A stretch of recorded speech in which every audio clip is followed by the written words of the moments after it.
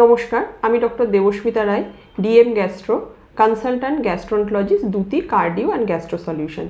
আজকে আমরা একটা খুব কমন রোগ নিয়ে বলবো, গলস্টোন ডিজিজ বা পিত্তথলিতে পাথর। গলস্টোন ডিজিজ রোগটা হলো আমাদের শরীরে যে পিত্তথলি আছে তার মধ্যে পাথর হওয়া। এবার এই রোগের উপসর্গ কি হতে পারে?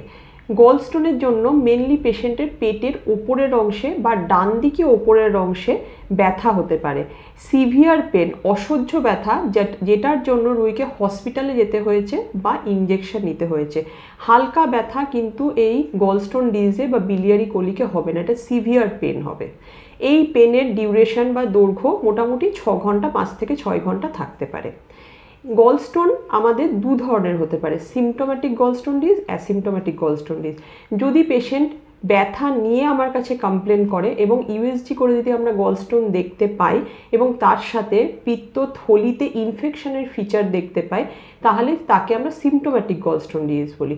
আর যদি রুগী রেগুলার আলট্রাসাউন্ড করতে গিয়ে কোনো গলস্টোন দেখতে পাই ইউএসজিতে, তাহলে তাকে অ্যাসিমটোম্যাটিক গলস্টোন ডিজিজ বলি, মানে ইনসিডেন্টালি ধরা পড়েছে। এবার গলস্টোন থেকে কমপ্লিকেশন কি হতে পারে? গলস্টোন ডিজিজ যদি সিমটোম্যাটিক হয় সেখান থেকে প্যানক্রিয়াটাইটিস হতে পারে। গলস্টোন পিত্ত নালীর মধ্যে চলে গেলে সেখান থেকে জন্ডিস হতে পারে বা ইনফেকশন হতে পারে। অ্যাসিমটোম্যাটিক গলস্টোন ডিজিজ জেনারেলি কোনো কমপ্লিকেশন ক্রিয়েট করে না। Over the period of time এই রিস্ক অফ ডেভেলপমেন্ট অফ কমপ্লিকেশনও কমে যায়। চিকিৎসা কী? চিকিৎসা গলস্টোনের ব্যাপারে একটাই কথা বলার, asymptomatic gallstone disease does not require a treatment. যদি পেশেন্টের অ্যাসিমটোম্যাটিক গলস্টোন ডিজিজ থাকে তাহলে জেনারেলি রুগীর কোনো অপারেশন লাগে না। কিন্তু রুগীর যদি সিমটোম্যাটিক গলস্টোন ডিজিজ থাকে তাহলে অবশ্যই তাকে গল ব্লাডারের অপারেশন করতে হবে।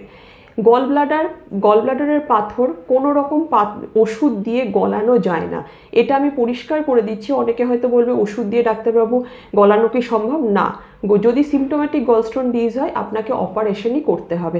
যদি আপনি অপারেশন ডিলে করেন এবং যদি বারবার গলস্টোনের অ্যাটাক বা পেন আপনার হতে থাকে, তাহলে আপনার কমপ্লিকেশন রেট আরও বেড়ে যাবে এবং ভবিষ্যতে অপারেশন করার সময়ও আপনার অসুবিধে হতে পারে। কাদের বেশি গলস্টোন হয়? কিছু কিছু সিনারিওতে আগে যেটা বলা হতো ফ্যাটি ফার্টাইল ফিমেল অফ 40, মানে ইয়াং ফিমেল যদি ওবেসিটি থাকে, ওরাল কন্ট্রাসেপটিভ জাতীয় ওষুধ যদি লং স্ট্যান্ডিং খাওয়া হয়, কিছু কিছু অ্যান্টিবায়োটিক লাইক সেফট্রাক্সন, এইগুলো প্রলং খেলে তাদের গলস্টোন হওয়ার সম্ভাবনা থাকে। এছাড়া কিছু জেনেটিক কারণ থাকে, লিথোজেনিক বাইল, মানে অনেকের পিত্তির টেন্ডেন্সি থাকে গলস্টোন তৈরি করা, তাদের গলস্টোন বেশি হওয়ার সম্ভাবনা থাকে। প্রিভেনশন কিভাবে করবেন? মেনলি এক্ষেত্রেও ওয়েট ম্যানেজমেন্ট, মানে ওবেসিটিটাকে আপনি অ্যাভয়েড করতে পারেন। জেনেটিক কজটাকে তো আর মডিফাই করা যাবে না, বাকি ওয়েট ম্যানেজমেন্ট কিংবা প্রিডিসপোজিং ফ্যাক্টর যেমন কিছু অ্যান্টিবায়োটিক কিংবা ওসিপিল, সেগুলো প্রলং ইউজ না করা। ট্রিটমেন্টের মধ্যে যে একমাত্র উপায় হচ্ছে সার্জারি যদি সিমটোম্যাটিক গলস্টোন ডিজিজ হয়। অ্যাসিমটোম্যাটিক গলস্টোন ডিজিজ হলে তার কোনো রকম চিকিৎসা লাগে না।